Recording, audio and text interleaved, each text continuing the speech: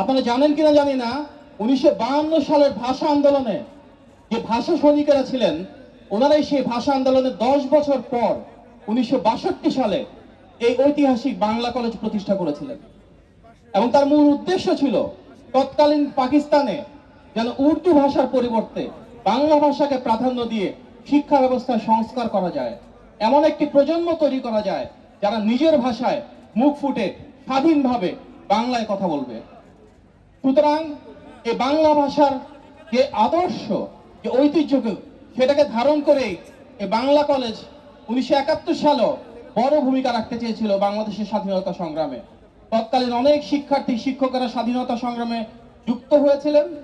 পরবর্তীতে পাকিস্তানি হানাদার বাহিনী স্বাধীনতা যুদ্ধে 9 মাস এই কলেজটাকে দখল করে প্রতীকীভাবে উর্দু কলেজ হিসেবে নামকরণ করেছিল। তারপর আবার স্বাধীন বাংলাদেশে এই বাংলা কলেজ পরবর্তীতে সরকারি বাংলা কলেজ হিসেবে প্রতিষ্ঠিত হয়।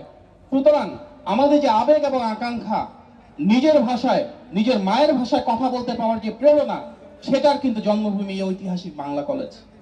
এই বাংলা কলেজে কালের বিবর্তনে যারা বিভিন্ন সময়ে শিক্ষা গ্রহণ করেছিলেন, তারা রাষ্ট্রে অনেক বড় বড় জায়গায়, ভালো ভালো জায়গায় গিয়েছেন।